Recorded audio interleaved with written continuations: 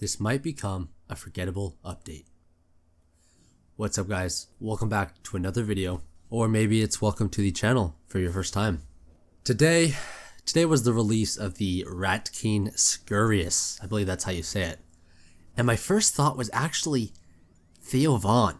Now if you're a fan of, comedians or even have like any sense of, internet culture, you know who Theo Von is. And he kind of goes by the Rat King, which is kind of funny. But anyways, this is totally besides the point. So, what do I think? Do I like it? Well, I think Jagex somewhat missed the mark on this update. But I won't and I cannot call it a flop. Especially because I don't think they intended it to be this big eye-catcher update. And I think time will tell. So I want to start off with the pros, or what do I love about this boss? And I'd have to say the first thing that caught my eye were the visuals. The visuals are spot on. They fit that OSRS narrative. Like, it's very old school RuneScape feel. I mean, dude, you walk in, you see that sewer entrance. It looks nice. It looks really nice. And if you told me that there's a boss in RuneScape called, Scurious, like the Rat King, it looks exactly like what I would think it would look like. This rat lord running the sewers under Varrock. The little rats on the back is like a chef's kiss from the visual aspect of this boss too. It's so nice, it's clean, it just works. Like, I really don't even know how to describe it, but I love it. It looks great. And the arena with the little pieces of food in the corner, round of applause, absolutely love it. Another aspect that I really like are the mechanics. More specifically, I like the mechanics for who this boss is designed for. The easy prayer flicking is actually perfect for lower levels. It's just the right touch. And I think it might be a little bit too easy. And I'll get into this a little bit later into the video. But like I wish the mage and range attacks did a little bit more damage. And I think this argument or opinion it can be up for dispute, right? I'm not like set in stone on this, but I think it might need to do a little bit more damage. The mechanic from the fallen rubble, I believe it is, I think that's great. And we just see this around RuneScape so much. It is a recurring mechanic and it's a great intro. So while it is being, maybe somewhat overused, I think it's a good mechanic, especially if this boss is meant for level 60s to 90s, which I don't think it should be, but like I said, I'll get into that later. The summoning of little rats to come fight alongside the Rat King, I think this is also a good mechanic. Usually what you do, is you pull out a blowpipe and you have to fight his little minions real quick, and it adds that essential depth that is needed in RuneScape. I think it's much cooler than spawning with minions by his side, and it creates that more dynamic feel than Bandos. So I think that's a nice touch. The other thing that is a recurring problem in RuneScape are pet hunters ruining drop tables. I'm gonna give it to you. Pet hunters will not ruin this boss. This is somewhat of a double-edged sword. The drop table is so simple, nothing can be affected. The most valuable drops are high alchemy items. So yeah, you literally just can't ruin the economy. That's a plus and a negative. And the other thing is that this boss isn't even meant to be a cash grab or a GP grab. The blog says the primary focus of this boss is experience. I do want to see how these XP rates are. That is also something that I'm going to get later into the video.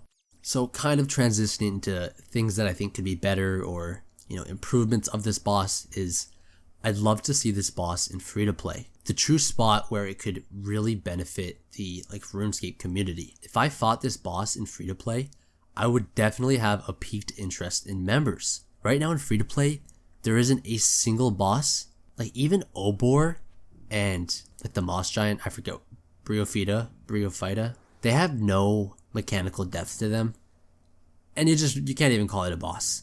So this boss would be perfect in free-to-play, and I think it would really help free-to-play players really tip over the iceberg and join the members scene, which is good for the health of the game. So I'd love to see that. The reason I also say that it should be in free-to-play is because it would make it an actual boss. Right now it's just too easy.